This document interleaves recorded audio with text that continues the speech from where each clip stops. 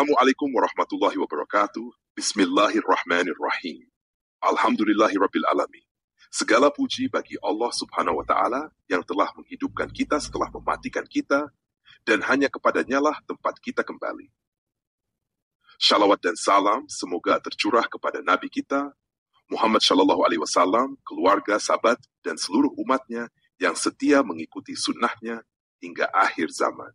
Sahabat yang dirahmati dan dicintai Allah, alam kubur bukanlah ruang kosong tanpa makna.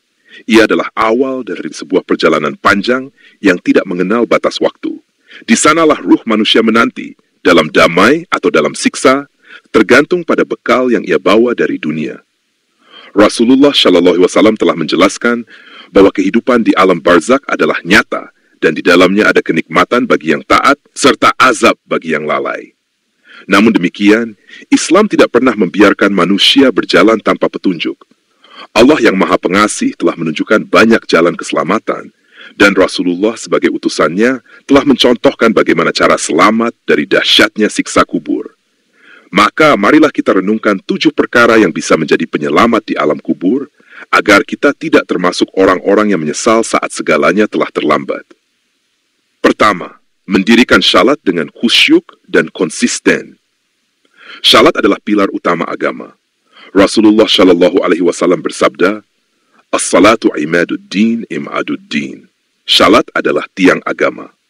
Dalam hadis lain disebutkan bahwa amal pertama yang akan dihisab pada hari kiamat adalah syalat. Jika baik syalatnya, maka baik pula seluruh amalnya. Imam Al-Qurtubi menafsirkan bahwa syalat yang dijaga akan menjadi pelindung dari kesempitan kubur, karena ia adalah hubungan langsung antara hamba dan Tuhannya.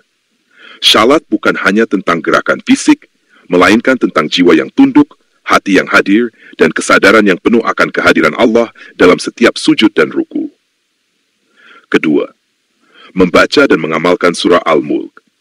Dalam sabdanya, Rasulullah Shallallahu Alaihi Wasallam menyampaikan, ada satu surah dalam Al-Quran yang terdiri dari 30 ayat yang dapat memberi syafaat bagi pembacanya hingga diampuni dosanya. Surah itu adalah surah Al-Mizzi, Abu Dawud, dan Ahmad. Surah Al-Mulk memiliki keutamaan yang luar biasa. Ia menjadi pelindung, penjaga, dan penolong di alam kubur. Maka dari itu, banyak ulama menganjurkan untuk membacanya setiap malam sebelum tidur, agar ayat-ayat Allah itu menjadi cahaya penerang di kegelapan kubur. Ketiga, meninggal dalam keadaan sakit perut atau terbunuh di jalan Allah. Rasulullah Shallallahu Alaihi Wasallam bersabda, orang yang mati karena sakit perut termasuk mati syahid. Demikian pula, orang yang wafat dalam jihad membela agama Allah disebut sebagai syuhada, yang mendapatkan kedudukan mulia dan dijauhkan dari azab kubur. Sakit yang diderita dengan penuh kesabaran dan keikhlasan bisa menjadi pelebur dosa, dan kematian yang datang saat memperjuangkan kebenaran adalah tanda cinta Allah kepada hambanya. Keempat, berdoa, memohon perlindungan dari siksa kubur.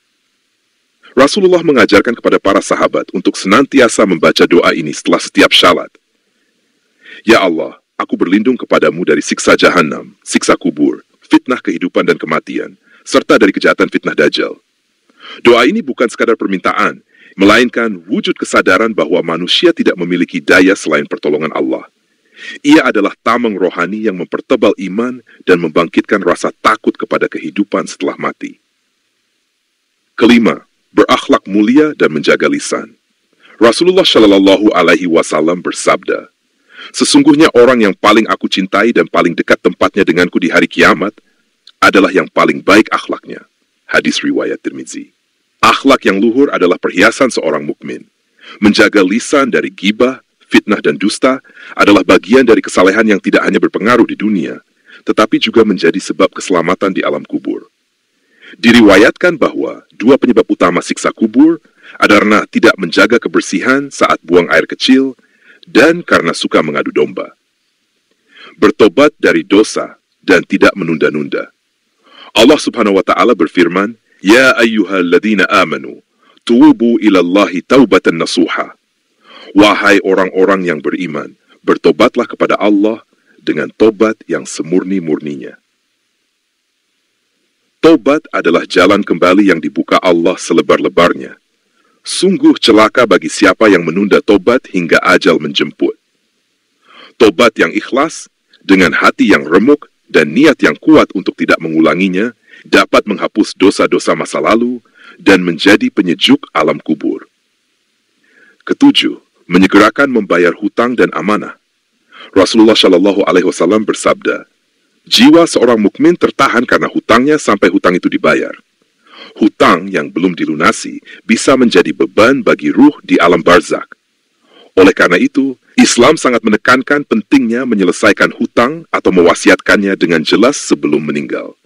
Begitu pula amanah, baik berupa harta, tanggung jawab maupun janji, adalah hal-hal yang harus dijaga dengan penuh kejujuran.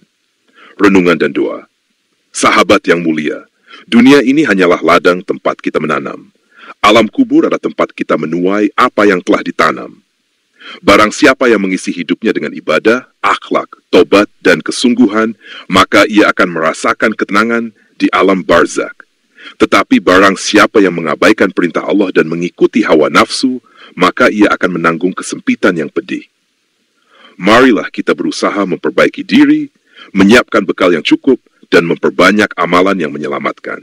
Semoga Allah Subhanahu wa Ta'ala menjadikan kita termasuk golongan yang diberi cahaya dan kelapangan di kuburnya. Doa penutup. Allahumma ij'al qabrana rawdatan min riyadil jannah wa la taj'alhu hafratan min hafrin nar. Ya Allah, jadikanlah kubur kami taman dari taman-taman surga dan jangan kau jadikan sebagai lubang dari lubang-lubang neraka. Amin ya rabbal alamin. Jika sahabat ingin melanjutkan dengan kajian lanjutan seperti tanda-tanda husnul khatimah, cahaya amal di alam